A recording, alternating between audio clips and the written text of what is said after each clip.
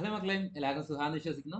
നിങ്ങൾക്ക് എല്ലാവർക്കും ഒരു സന്തോഷ വാർത്തയുമായിട്ടാണ് ഞാൻ വന്നിരിക്കുന്നത്. എന്താണെന്നല്ലേ, നിങ്ങളുടെ ഐ സി ആർ നിങ്ങൾ CET എഴുതിയ എല്ലാ മക്കളും നിങ്ങളുടെ ICR കൗൺസിലിംഗ് വേണ്ടിയിട്ട് കാത്തിരിക്കുകയായിരുന്നു. എന്തുകൊണ്ട് ഇതുവരെ വന്നിട്ടില്ല? നമ്മുടെ റിസൾട്ട് വന്നിട്ട് തന്നെ കുറേ നാളായില്ലേ, എന്തുകൊണ്ട് വന്നിട്ടില്ല എന്ന് പറഞ്ഞ് കുട്ടികൾ ചോദിച്ചിട്ടുണ്ടായിരുന്നു. അപ്പൊ ഇവർക്ക് എല്ലാവർക്കും സന്തോഷ വാർത്തയുമായിട്ടാണ് ഞാൻ വന്നിരിക്കുന്നത്. നിങ്ങളുടെ ICR കൗൺസിലിംഗ് ഇന്ന് തൊട്ട് എന്ത് ചെയ്യും, സ്റ്റാർട്ട് ചെയ്യും. അപ്പൊ ഇത് എങ്ങനെയാണ് നിങ്ങൾ ചെയ്യേണ്ടത്, എന്തൊക്കെ സ്റ്റെപ്സ് ആണ് നിങ്ങൾ ശ്രദ്ധിക്കേണ്ടത്, നിങ്ങൾ എന്തൊക്കെയാണ് ചെയ്യാനുള്ളത്, ഇതെല്ലാം ഡീറ്റെയിൽഡ് ആയിട്ട് തന്നെ നമ്മൾ ഈ വീഡിയോയിൽ ചെയ്യുന്നതായിരിക്കും. പ്രത്യേകിച്ച് നിങ്ങൾ ഓർക്കുക, ഈ വീഡിയോ സ്കിപ്പ് ചെയ്യാതെ കാണാൻ ശ്രമിക്കുക. എന്നാൽ ഇതിൽ ഓരോ സ്റ്റെപ്സും നിങ്ങൾ ചെയ്യാനുള്ള സ്റ്റെപ്സുകളാണ്. അപ്പോൾ ഈ സ്റ്റെപ്സുകളിൽ നിന്ന് നിങ്ങൾ ഏതെങ്കിലും സ്കിപ്പ് ചെയ്ത് മിസ്സായി കഴിഞ്ഞാൽ അത് നിങ്ങൾ എന്ത് ചെയ്യും, ഭാവിയിൽ ബാധിക്കാനുള്ള ചാൻസസ് ഉണ്ട്. അപ്പോൾ നിങ്ങൾ ഓരോ സ്റ്റെപ്സും നോക്കുക. എന്നിട്ട് നിങ്ങൾക്ക് ഡൗട്ട് ഉണ്ടെങ്കിൽ, അത് കഴിഞ്ഞിട്ട് ഡൗട്ട് ഉണ്ടെങ്കിൽ നിങ്ങൾക്ക് എന്ത് ചെയ്യാൻ ചോദിക്കാം. ഓൾസോ ഞാൻ നമ്മുടെ പേഴ്സണലൈസ് കൗൺസിലിംഗിന്റെ കാര്യം നിങ്ങൾക്ക് അറിയാം, നമ്മൾ നേരത്തെ തുടങ്ങിയിട്ടുണ്ടായിരുന്നു. അപ്പോൾ ഇതിൽ ജോയിൻ ചെയ്യാൻ, അതായത് ഇതിനെക്കുറിച്ച് വലുതായിട്ട് ഐഡിയാസ് ഇല്ലാത്ത കുട്ടികളാണെങ്കിലും, അഥവാ ഐഡിയസ് ഉള്ള കുട്ടികളാണെങ്കിൽ പോലും നിങ്ങൾക്ക് ജോയിൻ ചെയ്യാൻ താല്പര്യമുണ്ടെങ്കിൽ, എന്നുള്ള ഒരു മിസ്റ്റേക്ക് വന്നു കഴിഞ്ഞാൽ നമുക്ക് എന്ത് ചെയ്യാൻ പറ്റില്ല, പിന്നെ റെക്ടിഫൈ ചെയ്യാൻ വേണ്ടി കഴിഞ്ഞെന്ന് വരത്തില്ല. അപ്പൊ നിങ്ങൾക്ക് താല്പര്യമുണ്ടെങ്കിൽ ജോയിൻ ചെയ്യുക. താഴെ നമ്പർ നിങ്ങൾക്ക് കാണാൻ കഴിയും. ഈ താഴെ കാണുന്ന നമ്പറിലോട്ട് നിങ്ങൾ മെസ്സേജ് അയച്ചു കഴിഞ്ഞാൽ കൂടുതൽ ഡീറ്റെയിൽസ് നിങ്ങൾക്ക് എന്ത് ചെയ്യാൻ പറ്റും, അറിയാൻ പറ്റും. അപ്പൊ നിങ്ങൾ ജോയിൻ ചെയ്യാൻ താല്പര്യമുള്ള ജോയിൻ ചെയ്യാം. നെക്സ്റ്റ് ഇതിൽ ഓരോ പ്രോസസ്സുകൾ നിങ്ങൾ എന്തൊക്കെയാണ് ചെയ്യേണ്ടതെന്ന് നമുക്ക് നോക്കാം. അതിന് മുമ്പായിട്ട് നിങ്ങൾ ICR രജിസ്റ്റർ ചെയ്തിട്ടുള്ള കുട്ടികളാണെങ്കിൽ, ഓക്കെ, ICR രജിസ്റ്റർ ചെയ്തിട്ട് CETന്റെ സമയത്ത് ICR രജിസ്റ്റർ ചെയ്തിട്ടുള്ള കുട്ടികളാണെങ്കിൽ എങ്ങനെ ICR രജിസ്റ്റർ ചെയ്തിട്ടുണ്ടോ ഇല്ലയോ എന്ന് നിങ്ങൾ എങ്ങനെ അറിയേണ്ടതെന്നൊക്കെ ഞാൻ നേരത്തെ ചെയ്തിട്ടുണ്ടായിരുന്നു വീഡിയോ. അപ്പോൾ അത് കാണാത്ത കുട്ടികളാണെങ്കിൽ ഞാൻ ഒന്നുകൂടെ പറഞ്ഞുതരാം. നിങ്ങൾക്ക് നിങ്ങളുടെ CET രജിസ്റ്റർ ചെയ്ത സമയത്ത് നിങ്ങൾക്ക് ഒരു ഫോം കിട്ടിയിട്ടില്ലായിരുന്നു. ആ ഫോമിൽ യൂണിവേഴ്സിറ്റീസ് എന്ന് പറഞ്ഞൊരു സെക്ഷൻ ഉണ്ട്.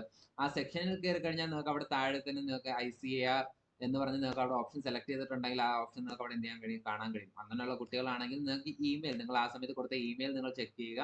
ആ ഇമെയിൽ നിങ്ങളുടെ അടുത്ത് ഇല്ല എങ്കിൽ, എന്തെങ്കിലും രീതി നഷ്ടപ്പെട്ടു പോയിട്ടുണ്ടെങ്കിൽ അത് തിരിച്ച് എടുക്കാനുള്ള ശ്രമങ്ങൾ നിങ്ങൾ എന്ത് ചെയ്യുക, നടത്തുക. എന്നാൽ ആ ഇമെയിലോട്ടായിരിക്കും നിങ്ങൾക്ക് എന്ത് ചെയ്യുക, നിങ്ങളുടെ യൂസർ ഐഡിയും പാസ്വേഡും ചേർന്നിട്ടുള്ള ഒരു മെസ്സേജ് അഥവാ ഒരു മെയിൽ എന്ത് ചെയ്യുക, നമ്മുടെ ICR ഭാഗത്ത് നിന്ന് വരുന്നത്. അപ്പൊ ഈ മെയിൽ നിങ്ങൾ ചെക്ക് ചെയ്യുക. ഈ മെയിൽ നിങ്ങൾ ചെക്ക് ചെയ്യുമ്പോൾ നിങ്ങൾക്ക് അവിടെ എന്ത് ചെയ്യാൻ കഴിയും, നിങ്ങൾക്ക് അവിടെ നിങ്ങളുടെ യൂസർ ഐഡിയും അതേപോലെ തന്നെ പാസ്വേഡും കാണാൻ കഴിയും. ഞാൻ നിങ്ങൾക്ക് ഇവിടെ സ്ക്രീനിൽ കാണിച്ചു തരാം. ഇതാണ് നിങ്ങളുടെ ICR ഒഫീഷ്യൽ വെബ്സൈറ്റ് എന്ന് പറയുന്നത്. ICRadmissions.in എന്നാണ് ഈ വെബ്സൈറ്റ് നിങ്ങൾ സെർച്ച് ചെയ്യേണ്ട ലിങ്ക് എന്ന്. ICRadmissions.in എന്നാണ്. ഇതിൽ ആപ്ലിക്കൻ ലോഗിൻ എന്ന് പറഞ്ഞ ഓപ്ഷൻ നിങ്ങൾ ഇവിടെ ക്ലിക്ക് ചെയ്ത് കഴിഞ്ഞാൽ ഒറ്റ ക്ലിക്കിൽ വരത്തില്ല, ഡബിൾ ക്ലിക്ക് ഒക്കെ ചെയ്യേണ്ടി വരും. ICRadmissions.in എന്ന വെബ്സൈറ്റിൽ നിങ്ങൾ ആപ്ലിക്കൻ ലോഗിൻ കയറി കഴിയുമ്പോൾ നിങ്ങൾക്ക് ഇവിടെ കാണാൻ കഴിയുന്നത് പോലെ തന്നെ നമ്മുടെ 19/8/2024, അതായത് ഇന്ന് തൊട്ട് 23/8/2024 വരെയാണ് എന്ത് ചെയ്യുന്നത്, നമ്മുടെ ഡേറ്റ് ഉള്ളത്, രജിസ്ട്രേഷൻ ചെയ്യാനുള്ള ഡേറ്റ് ഉള്ളത്. ചുരുങ്ങിയ ഡേറ്റ് ആണ്. ഞാൻ ഡോക്യുമെന്റ്സ് ഒക്കെ റെഡിയാക്കി വെക്കാൻ ആദ്യമേ ഞാൻ എന്ത് ചെയ്തിട്ടുണ്ട്, മക്കളോട് ആവശ്യപ്പെട്ടിട്ടുണ്ടായിരുന്നു. ഗ്രൂപ്പിൽ ജോയിൻ ചെയ്തിട്ടുള്ള കുട്ടികൾക്ക് ഏതൊക്കെ ഡോക്യുമെന്റ്സ് എന്ന കാര്യങ്ങളൊക്കെ ഞാൻ എന്ത് ചെയ്ത് തന്ന ഡീറ്റെയിൽഡ് ആയിട്ട് ഞാൻ അറിയിച്ചിട്ടുണ്ടായിരുന്നു. അപ്പൊ അതനുസരിച്ച് നിങ്ങൾ റെഡിയാക്കി വെച്ചിട്ടുണ്ടെന്ന് ഞാൻ വിശ്വസിക്കുന്നു. അങ്ങനെയാണെങ്കിൽ നിങ്ങൾക്ക് ഈ പ്രോസസ്സുകൾ ചെയ്യാൻ വേണ്ടി ബുദ്ധിമുട്ടുകളൊന്നും വരത്തില്ല. ഓക്കെ, അപ്പൊ അതിൽ തന്നെ നിങ്ങൾക്ക് കൊടുത്തിട്ടുള്ള മെയിലിൽ നിങ്ങൾക്ക് എന്ത് ചെയ്യാൻ പറ്റും, യൂസർ നെയിം കാണാൻ കഴിയും. അതേപോലെ തന്നെ നിങ്ങൾക്ക് പാസ്വേഡും അതിൽ കാണാൻ കഴിയും. അപ്പൊ ആ പാസ്വേഡും യൂസർ നെയിമും നിങ്ങൾ എന്ത് ചെയ്യുക, ഇവിടെ സൈൻ ഇൻ എന്ന് പറഞ്ഞ ഓപ്ഷൻ നിങ്ങൾക്ക് കാണാം എന്ന് വിശ്വസിക്കുന്നു. ഓക്കെ, എന്റെ പുറകിലായിട്ടാണ് സൈൻ ഇൻ എന്ന ഓപ്ഷൻ നിങ്ങൾക്ക് കാണുന്നത്. ഓക്കെ, അപ്പം അവിടെ നിങ്ങൾക്ക് എന്ത് ചെയ്യാം, സൈൻ എന്ന ഓപ്ഷൻ ക്ലിക്ക് ചെയ്യുക. സൈൻ എന്ന ഓപ്ഷൻ ക്ലിക്ക് ചെയ്യുമ്പോൾ നിങ്ങൾക്ക് എന്ത് ചെയ്യാൻ കഴിയും, ഈ യൂസർ നെയിമും പാസ്വേഡും കൊടുക്കേണ്ട ഓപ്ഷൻസ് വരും. ഓക്കെ, ഞാൻ കാണിച്ചു തരാം. ഇതാ നോക്കി, ഇതേപോലെ ലോഗിൻ ഐഡിയും പാസ്വേഡും കൊടുക്കാനുള്ള ഓപ്ഷൻസ് ഉണ്ട്. ഇവിടെ നിങ്ങൾ നിങ്ങളുടെ ലോഗിൻ ഐഡിയും പാസ്വേഡും കൊടുക്കുക. അങ്ങനെ പാസ്വേഡ് കൊടുത്തു കഴിയുമ്പോൾ നിങ്ങൾക്ക് ഒരു പക്ഷേ നിങ്ങൾക്ക് പാസ്വേഡ് വന്നിട്ടില്ലെങ്കിൽ, നിങ്ങളുടെ മെയിലിൽ പാസ്വേഡ് വന്നിട്ടില്ലെങ്കിൽ നിങ്ങൾ എന്ത് ചെയ്യുക, നിങ്ങളുടെ ഡേറ്റ് ഓഫ് ബർത്ത് കൊടുത്തിട്ട് ലോഗിൻ ചെയ്യാൻ കഴിയും. അതല്ല എങ്കിൽ നിങ്ങൾക്ക് പാസ്വേഡ് നിങ്ങൾക്ക് തന്നിട്ടുണ്ട്, പക്ഷെ അത് വെച്ച് ലോഗിൻ ചെയ്യാൻ കഴിയുന്നില്ല എങ്കിൽ നിങ്ങൾക്ക് എന്ത് ചെയ്യാം, ഡേറ്റ് ഓഫ് ബർത്ത് ഉപയോഗിച്ച് ലോഗിൻ ചെയ്യാൻ വേണ്ടി കഴിയുന്നതായിരിക്കും. അപ്പൊ അതാണ് നിങ്ങൾ ശ്രദ്ധിക്കേണ്ട കാര്യം. ഓക്കെ, അപ്പം നിങ്ങൾ അത് ശ്രദ്ധിക്കുക. അതിപ്പോ തന്നെ ഡേറ്റ് ഓഫ് ബർത്തിൽ നിങ്ങൾ എങ്ങനെ എന്ത് ഓർഡറിലാണ് കൊടുക്കേണ്ടതെന്ന് നിങ്ങൾക്ക് ഇവിടെ താഴെ കൊടുത്തിട്ടുണ്ട്.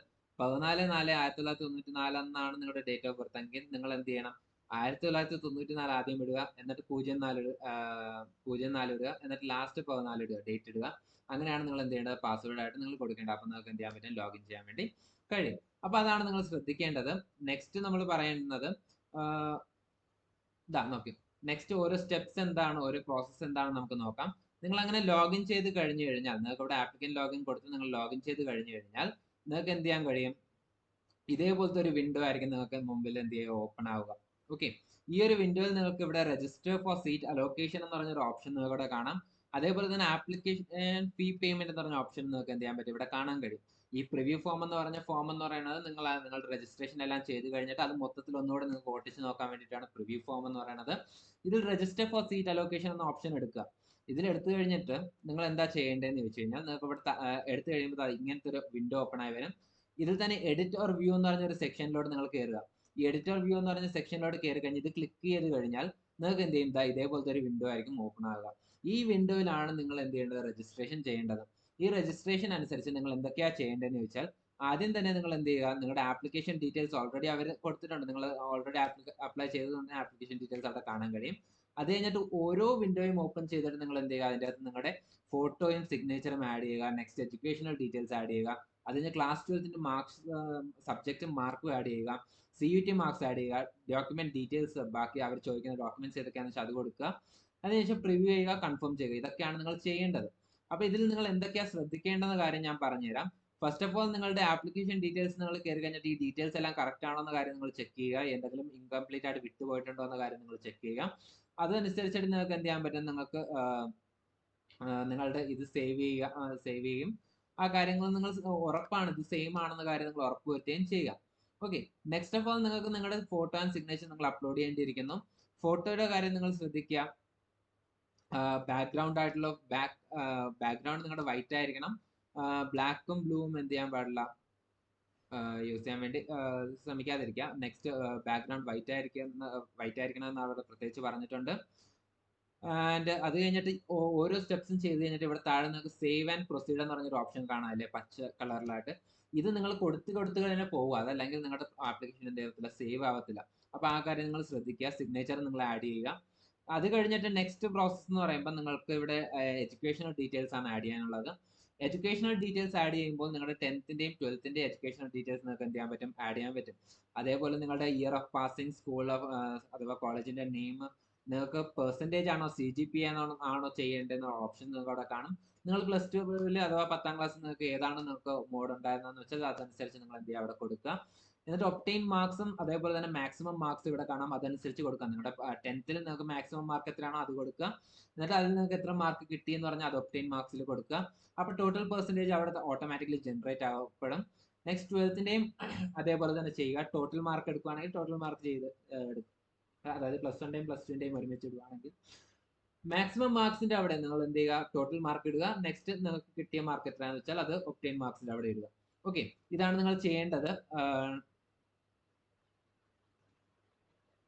ഓക്കെ, ആ കാര്യം ശ്രദ്ധിക്കുക. നെക്സ്റ്റ് നിങ്ങൾക്ക് ക്ലാസ് 12ൽ നിങ്ങൾ ഏതൊക്കെ സബ്ജക്ട്സ് പഠിച്ചിട്ടുണ്ടെന്ന കാര്യമാണ് നെക്സ്റ്റ് ചോദിച്ചിരിക്കുന്നത്. ഈ സബ്ജക്ട്സിന്റെ കാര്യത്തിൽ നിങ്ങൾ എന്ത് ചെയ്യുക, നിങ്ങൾ ഇവിടെ പഠിച്ചിട്ടുള്ള സബ്ജക്ട്സ് മാത്രം കൊടുക്കുക. ഓക്കെ, നിങ്ങൾ +2ൽ നിങ്ങൾ ഫിസിക്സ്, കെമിസ്ട്രി, ബയോളജി, മാത്സ് പഠിച്ച കുട്ടിയാണെങ്കിൽ ആ സബ്ജക്ട്സ് കൊടുക്കുക. അതേപോലെ നിങ്ങൾ +2ൽ നിങ്ങൾ എന്ത് ചെയ്തിട്ടില്ല, അഗ്രികൾച്ചർ, ബയോളജി, കെമിസ്ട്രി പഠിച്ച കുട്ടികളാണെങ്കിൽ അത് കൊടുക്കുക. പ്രത്യേകിച്ച് ഒരു കാര്യം നിങ്ങൾ ഓർക്കേണ്ടത്, ഇതനുസരിച്ചിട്ടായിരിക്കും നിങ്ങൾക്ക് എന്ത് ചെയ്യുക, നിങ്ങളുടെ CUT-യുടെ മാർക്ക് അവർ വാല്യൂ ചെയ്യുന്നത്. അതായത് നിങ്ങളുടെ ഈ മാർക്ക് വെച്ചിട്ട് വാല്യൂ ചെയ്യുമെന്നല്ല ഞാൻ ഉദ്ദേശിച്ചത്. നിങ്ങളുടെ +2ൽ എഴുതിയ കോമ്പിനേഷൻസ്, +2ൽ നിങ്ങൾ ഏത് സബ്ജക്ട്സ് ആണോ പഠിച്ചത് അത് വെച്ചിട്ടായിരിക്കും നിങ്ങൾക്ക് എന്ത് ചെയ്യുക, ഇവിടെ വാല്യൂ ചെയ്യുക. അതായത് നിങ്ങൾ ഇവിടെ CUT സബ്ജക്ട് കോമ്പിനേഷൻ കൊടുക്കുമ്പോൾ മിനിമം 3 സബ്ജക്ട്സ് എങ്കിലും കൊടുത്തിരിക്കണം എന്ന കാര്യം ഇവിടെ ഓർമ്മിപ്പിക്കുന്നു. ഏതൊക്കെ 2-3 കുട്ടികൾ എനിക്ക് പേഴ്സണലായിട്ട് മെസ്സേജ് ചെയ്താൽ ഞാൻ ഓർക്കുന്നു, ഫിസിക്സ് എഴുതാൻ കഴിഞ്ഞിട്ടില്ല, ആ സമയത്ത് വയ്യാതായിരുന്നു, അതുകൊണ്ട് എഴുതാൻ പറ്റിയില്ല എന്നൊക്കെ പറഞ്ഞ് മെസ്സേജ് ചെയ്തിട്ട് ഓർക്കുന്നുണ്ടായിരുന്നു. അങ്ങനെയുള്ള കുട്ടികളാണെങ്കിൽ നിങ്ങൾക്ക് എന്ത് ചെയ്യാൻ പറ്റത്തില്ല, രജിസ്ട്രേഷൻ ചെയ്യാൻ വേണ്ടി കഴിയത്തില്ല. എന്നാൽ മിനിമം 3 സബ്ജക്ട്സ് എന്ത് ചെയ്യണം, എഴുതിയിരിക്കണം. ഓക്കെ, മിനിമം 3 സബ്ജക്ട്, മാക്സിമം നിങ്ങൾക്ക് എത്ര സബ്ജക്ട്സ് ആണോ അതെല്ലാം നിങ്ങൾക്ക് എഴുതാം. ഇംഗ്ലീഷും ജനറൽ ടെസ്റ്റ് നിങ്ങൾ ഇവിടെ കൊടുക്കേണ്ട ആവശ്യമില്ല. നിങ്ങൾക്ക് മെയിൻ ആയിട്ടുള്ള physics, chemistry, biology, maths, agriculture, ഇങ്ങനത്തെ വിഷയങ്ങൾ മാത്രമേ നിങ്ങൾ എന്ത് ചെയ്യേണ്ട ആവശ്യമുള്ളൂ, കൊടുക്കേണ്ട ആവശ്യമുള്ളൂ. ഇത് വെച്ചിട്ടായിരിക്കും നിങ്ങളുടെ റാങ്ക് ലിസ്റ്റ് പ്രൊഡ്യൂസ് ചെയ്യുന്നത്. അപ്പൊ അത് നിങ്ങൾ എന്ത് ചെയ്യുക, ശ്രദ്ധിക്കുക. +2ൽ പഠിച്ച വിഷയങ്ങൾ മാത്രം എന്ത് ചെയ്യുക, ഇവിടെ വയ്ക്കുക. എങ്കിൽ മാത്രമേ നിങ്ങൾക്ക് എന്ത് ചെയ്യാൻ പറ്റത്തുള്ളൂ, അതിൻ്റെതായിട്ടുള്ള റാങ്ക് ലിസ്റ്റ് പ്രൊഡ്യൂസ് ആകത്തുള്ളൂ. നിങ്ങൾ മറ്റു +2ൽ പഠിക്കാത്തത് വെച്ച് കഴിഞ്ഞാൽ അതും റാങ്ക് ലിസ്റ്റ് പ്രൊഡ്യൂസ് ആവും. പക്ഷെ പ്രശ്നം എന്താണെന്ന് വെച്ചാൽ നിങ്ങൾക്ക് ലാസ്റ്റ് നിങ്ങളുടെ റാങ്ക് ലിസ്റ്റ് വന്ന് നിങ്ങൾ ഒരു കോഴ്സിന് ജോയിൻ ചെയ്യാൻ വേണ്ടി പോകുമ്പോൾ ഫിസിക്കൽ വെരിഫിക്കേഷൻ എന്ന് പറഞ്ഞ ഒരു സംഭവം അവിടെ ഉണ്ട്. ഓക്കെ, അതിന് മുമ്പായിട്ട് തന്നെ അവരല്ലാതെ നിങ്ങളുടെ ഡോക്യുമെന്റ്സ് വെരിഫൈ ചെയ്യുന്ന ഒരു രീതിയും ഉണ്ട്. ഇവിടെ തന്നെ നിങ്ങളുടെ ഡോക്യുമെന്റ് എന്തെങ്കിലും റിജക്ട് ചെയ്യപ്പെടുകയും നിങ്ങൾക്ക് നിങ്ങളുടെ കൗൺസിലിംഗ് നഷ്ടപ്പെടുകയും ചെയ്യും. ഇത് ദുഃഖകരമായ വാർത്ത എന്താണെന്ന് ചോദിച്ചു കഴിഞ്ഞാൽ ഈ കുട്ടികൾക്ക് പിന്നെ ഒരു പ്രോസസ്സിൽ, ഒരു കൗൺസിലിംഗിൽ, ഒരു പ്രോസസ്സിലും എന്ത് ചെയ്യാൻ പറ്റത്തില്ല, ജോയിൻ ചെയ്യാൻ വേണ്ടി കഴിയത്തില്ല എന്നതാണ്. പിന്നെ വേണമെങ്കിൽ മോപ്പപ്പിൽ ജോയിൻ ചെയ്യാം എന്നതല്ലാതെ വേറെ ഓപ്ഷൻസ് നിങ്ങളുടെ മുമ്പിൽ നിലനിൽക്കുന്നില്ല എന്ന കാര്യം ശ്രദ്ധിക്കുക. ഓക്കെ. നെക്സ്റ്റ് അത് കഴിഞ്ഞിട്ട് ഡോക്യുമെന്റ് ഡീറ്റെയിൽസ് ആണ് നിങ്ങൾക്ക് ഇവിടെ ചോദിച്ചിരിക്കുന്നത്. ഡോക്യുമെന്റ് ഡീറ്റെയിൽസ് നിങ്ങൾക്ക് എന്തൊക്കെ ഡോക്യുമെന്റ്സ് ആണ് ആവശ്യം എന്ന കാര്യം ഞാൻ ഇവിടെ പറയാം. ഒന്നാമതായി അഡ്മിറ്റ് കാർഡ് ആണ് നിങ്ങൾ ചോദിച്ചിരിക്കുന്നത്. ഈ അഡ്മിറ്റ് കാർഡിന്റെ കാര്യത്തിൽ നിങ്ങൾക്ക് എന്ത് ചെയ്യാൻ പറ്റും, ഇവിടെ നിങ്ങൾക്ക് ഓൾറെഡി ഡോക്യുമെന്റ്സ് അപ്ലോഡഡ് ആണെന്ന കാര്യം നിങ്ങൾക്ക് ഇവിടെ കാണാൻ കഴിയും. ചില ഡോക്യുമെന്റ്സ് നിങ്ങൾക്ക് ചിലപ്പോൾ ഡോക്യുമെന്റ്സ് അപ്ലോഡഡ് ആയിരിക്കാം. അതാണെങ്കിൽ നിങ്ങൾക്ക് ഇവിടെ ക്ലിക്ക് ഹിയർ ടു വ്യൂ എന്ന് പറഞ്ഞ ഓപ്ഷൻ കൊടുക്കുമ്പോൾ തന്നെ നിങ്ങൾക്ക് എന്ത് ചെയ്യാൻ പറ്റും, നിങ്ങളുടെ ഡോക്യുമെന്റ്സ് അവിടെ കാണാൻ വേണ്ടി കഴിയും. ഇനി അതല്ല എങ്കിൽ നിങ്ങൾക്ക് എന്ത് ചെയ്യത്തില്ല, കാണാൻ വേണ്ടി കഴിയത്തില്ല.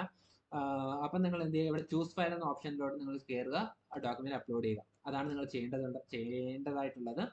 ഒരു കാര്യം ശ്രദ്ധിക്കുക, അഡ്മിറ്റ് കാർഡിന്റെ കാര്യത്തിൽ ഇവിടെ വരുമ്പോൾ നിങ്ങൾ അവിടെ ക്ലിക്ക് ചെയ്ത് നോക്കുമ്പോൾ അവിടെ പ്രൊവിഷണൽ അഡ്മിറ്റ് കാർഡ് ആണോ എന്ന കാര്യം ശ്രദ്ധിക്കുക, അഥവാ ഒറിജിനൽ എന്നാണോ കൊടുത്തിരിക്കുന്നത് ശ്രദ്ധിക്കുക.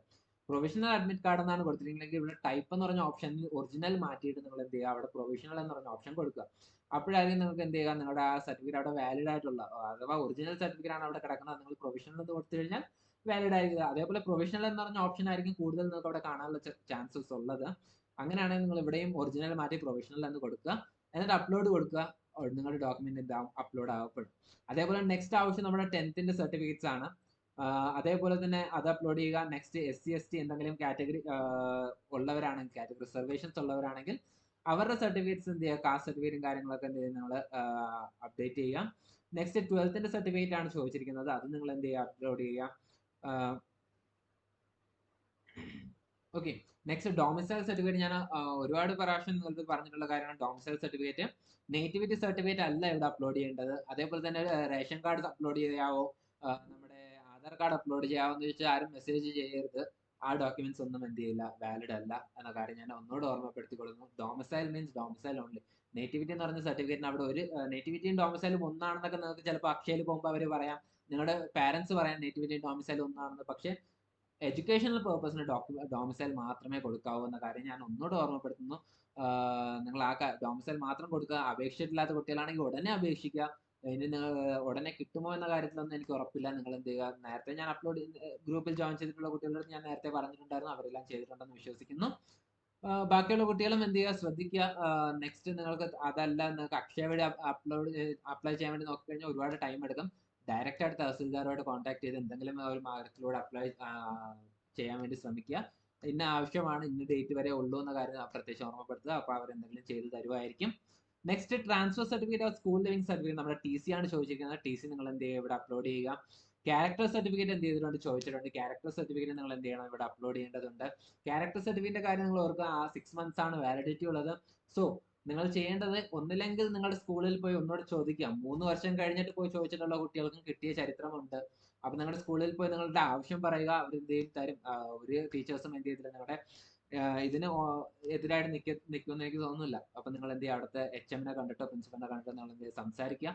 ഇന്നതിനാണ് പർപ്പസ് എന്ന് നിങ്ങളുടെ പറയുക. നിങ്ങൾ അവിടെ ഇത് റിപ്പീറ്റ് ചെയ്തത് കൊണ്ടോ മറ്റു കാരണങ്ങൾ കൊണ്ടോ നിങ്ങളുടെ ഇത് എന്ത് ചെയ്തിട്ടുണ്ട്, വാലിഡിറ്റി കഴിഞ്ഞിട്ടുണ്ട്, അപ്പോൾ ഒന്നുകൂടെ തരണമെന്ന് പറഞ്ഞാൽ അവർ ഉറപ്പായിട്ടും തരും. അങ്ങനെ നിങ്ങൾക്ക് എന്ത് ചെയ്യുക, വാങ്ങിക്കുക, അപ്ലോഡ് ചെയ്യുക. നെക്സ്റ്റ് നിങ്ങളുടെ കോപ്പി ഓഫ് ബാങ്ക് പാസ്ബുക്ക് എന്ത് ചെയ്തിട്ടുണ്ട് ചോദിച്ചിട്ടുണ്ട്. അത് നിങ്ങൾ എന്ത് ചെയ്യുക, കൊടുക്കും. അല്ലെങ്കിൽ പാസ്ബുക്കോ അല്ലെങ്കിൽ പാസ്പോർട്ട് അഥവാ റേഷൻ കാർഡ്. ഇവിടെ നിങ്ങൾക്ക് വേണമെങ്കിൽ ഈ പറഞ്ഞ റേഷൻ കാർഡോ പാസ്ബുക്കോ പാൻ കാർഡോ ആധാർ കാർഡോ എന്ത് വേണമെങ്കിലും കൊടുക്കാം. ഓക്കെ, ആ കാര്യങ്ങൾ ശ്രദ്ധിക്കുക. അതാണ് ഇവിടെ പറയാനുള്ളത്. അതേപോലെ ഇവിടെ നമ്പേഴ്സ് എന്ന് പറഞ്ഞ ഇവിടെ സൈഡ് കാണാൻ കഴിയുന്നില്ലേ, ഈ നമ്പർ എന്ന് പറയുമ്പോൾ നിങ്ങളുടെ ഈ സർട്ടിഫിക്കറ്റ് നമ്പറാണ്. ഈ നമ്പർ നിങ്ങൾ കൊടുക്കുക. ഇനി ആ നമ്പർ ഇല്ലാത്ത പക്ഷം നിങ്ങൾ എന്ത് ചെയ്യുക, 1 2 3 4 5 എന്ന നമ്പർ കൊടുത്താലും മതിയാവും. വേറെ അവിടെ പ്രശ്നമൊന്നുമില്ല. നമ്പർ ഇല്ലാത്ത പക്ഷം മാത്രം, നമ്പർ ഉണ്ടെങ്കിൽ സർട്ടിഫിക്കറ്റ് നമ്പർ തന്നെ കൊടുക്കാൻ വേണ്ടി ശ്രമിക്കുക. അത് കഴിഞ്ഞിട്ട് നെക്സ്റ്റ് നിങ്ങൾക്ക് എന്ത് ചെയ്യാൻ പറ്റും, നിങ്ങൾക്ക് ഇവിടെ നിങ്ങൾ പ്രിവ്യൂ ഓപ്ഷൻ കൊടുത്തു കഴിഞ്ഞാൽ നിങ്ങൾക്ക് ഇവിടെ നിങ്ങൾക്ക് ഫുൾ ഡീറ്റെയിൽസ്, നിങ്ങൾ കൊടുത്തിട്ടുള്ള ഡീറ്റെയിൽസ് എല്ലാം കറക്റ്റ് ആയിട്ട് നിങ്ങൾക്ക് എന്ത് ചെയ്യാൻ പറ്റും, ഇവിടെ കാണാൻ വേണ്ടി കഴിയും. അപ്പൊ ഇതനുസരിച്ചിട്ടാണ് നിങ്ങൾ എന്ത് ചെയ്യേണ്ടത്, നിങ്ങൾക്ക് കൊടുത്ത ഡീറ്റെയിൽസ് എല്ലാം കറക്റ്റ് ആണോ ഇല്ലയോ എന്ന കാര്യം ഒന്ന് ക്രോസ് ചെക്ക് ചെയ്യേണ്ടത്. ഓർക്കുക, സബ്മിറ്റ് ചെയ്യുന്നതിന് മുമ്പ് എല്ലാ ഡീറ്റെയിൽസും കറക്റ്റ് ആണെന്ന കാര്യം നിങ്ങൾ എന്ത് ഉറപ്പുവരുത്തുക. എന്നാൽ പിന്നീട് ഒരു ഓപ്ഷൻ കറക്ഷൻ വിൻഡോ ഉണ്ടാകാം, ഇല്ലാന്ന് ഞാൻ പറയുന്നില്ല. പക്ഷെ അതിൽ ലിമിറ്റഡ് ആയിട്ടുള്ള ഓപ്ഷൻസ് മാത്രമേ നിങ്ങൾക്ക് കറക്റ്റ് ചെയ്യാൻ വേണ്ടി കഴിയത്തുള്ളൂ. അപ്പം എല്ലാ കാര്യങ്ങളും ശരിയാണ് എന്ന കാര്യം നിങ്ങൾ എന്ത് ചെയ്യുക, ഉറപ്പുവരുത്തുക. എന്നിട്ട് വേണം നിങ്ങൾ എന്ത് ചെയ്യുക, അപ്ലോഡ് ചെയ്യാൻ വേണ്ടിയിട്ട്. കൺഫേം ആൻഡ് സബ്മിറ്റ് എന്ന് പറഞ്ഞ ഓപ്ഷൻ ഇവിടെ കാണും. അത് കൺഫേം ആൻഡ് സബ്മിറ്റ് കൊടുക്കുക. അതിന് മുമ്പായിട്ട് മുകളിൽ ഒരു ചെറിയ ബോക്സും കൂടെ കാണാം, ഐ കൺഫേം ദ അബവ് എന്ന് പറഞ്ഞിട്ട്. അത് ടിക്ക് കൊടുത്തിട്ട് വേണം പിന്നെ താഴെ കൺഫേം ആൻഡ് സബ്മിറ്റ് എന്ന് കൊടുക്കുക.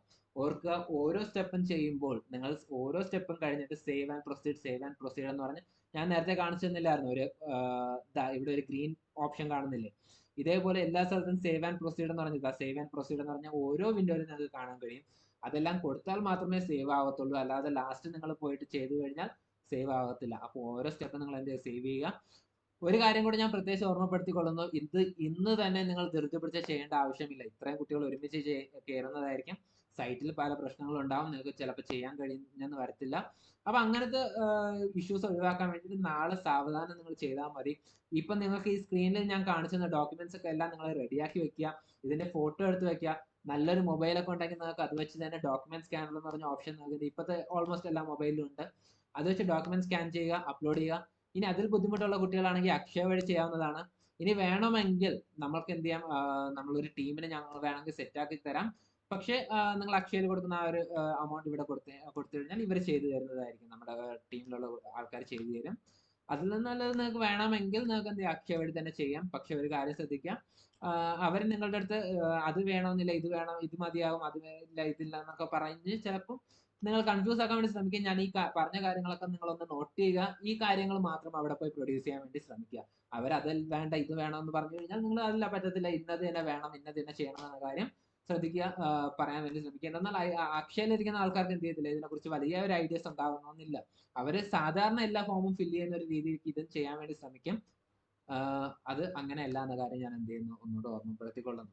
അപ്പം ഈ വീഡിയോ ഫുള്ളായിട്ട് കണ്ടിട്ടുണ്ടെന്ന് വിശ്വസിക്കുന്നു.